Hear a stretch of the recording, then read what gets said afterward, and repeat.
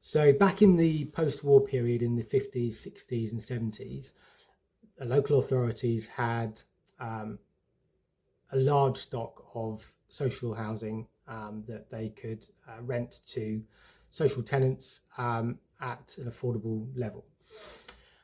Fast forward to the 80s and Right to Buy came in, where the tenants of those social housing stock could buy their council house, which was all well and good because it got them onto the housing ladder and it was an asset that they could own, and home ownership was obviously a good thing.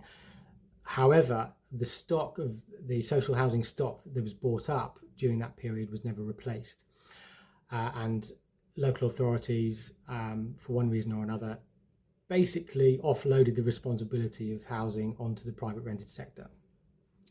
So the private rented sector has grown during that period of the late 80s through the 90s up until now.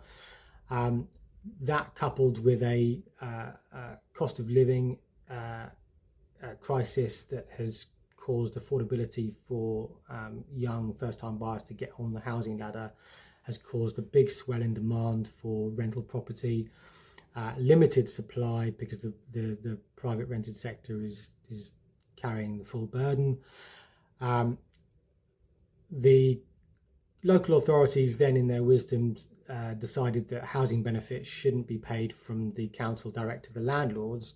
It should be paid direct to the tenant, and then the tenant has to pay the landlord. But in doing so, if a tenant has got other expenses, the rent may never actually reach the landlord, in which case landlords would be very hesitant about placing social tenants into their private rented property, which has given a big problem for councils because the waiting lists on their books aren't going down, and it's very difficult to house people within the private rented sector.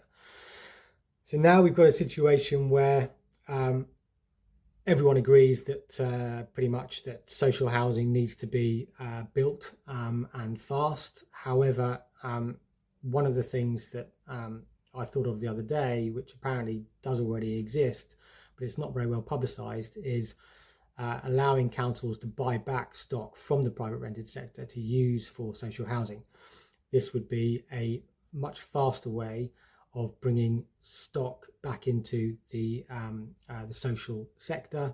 And we've also got lots of landlords who are sitting dwindling on the market at the moment, who can't sell their rental properties because of the difficulties on the sales side. So to have a cash buyer in a local authority who will take the property back into council housing should be a fairly easy way to increase stock levels. It's quite expensive in the short term, but in the long term it will reduce housing benefit top up, which is a big expense for all local authorities who are having to house social tenants in the private rented sector and top up their housing benefit if their income does not meet the threshold for affording the rental property outright.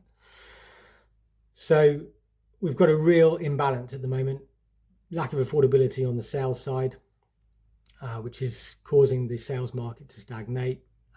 This is in turn causing high levels of demand on the private rented sector, along with council waiting lists. They can't build social housing quick enough.